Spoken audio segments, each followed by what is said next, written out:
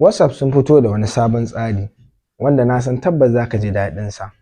Na san wani lokaci ana saka a cikin group ba ka buƙata, wataƙila ma baka san wanda ya saka ka a cikin group ɗin ba. Wani lokaci kuma a saka a cikin group ɗin da ma abubuwan da ake sawa gabaki ɗaya ba su kamata ba. Daga yau ka yi maganin wannan matsalar. Ka bani minti 2 naka ka kalli wannan bidiyon zuwa ƙarshe, zan nuna maka yadda za ka hana kowa ya saka ka a cikin group sai wanda kake buƙata. Za ka iya samun kanka a wannan hali, a saka ka a cikin group ɗin da baka da buƙata, ko kuma a saka a cikin group ɗin da abubuwan da ake sakawa a ciki gabaki ɗaya ba su kamata ba. Minti 2 nake so ka bani naka ka kalli wannan bidiyon zuwa ƙarshe, zan nuna maka yadda za ka yi maganin wannan matsalar. Misali a ce ga WhatsApp ɗinka a nan, ka gan shi? Sai ka shiga.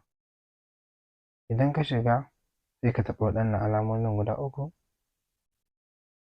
Daga nan sai ka shiga settings.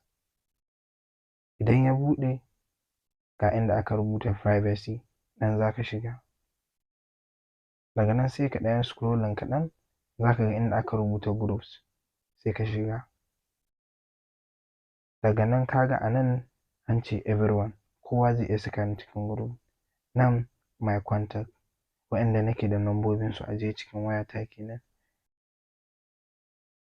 Sai ka shiga. Ga shi ya buɗe. To idan akwai wanda baka so ya saka cikin group, sai ka idan akwai wanda baka so ya saka cikin group, sai ka taɓa wannan alama. Ka ga yayi marking ko wannan ko wannan ko wannan ko wannan ko wannan, shikenan ba zai saka ka a cikin group ba.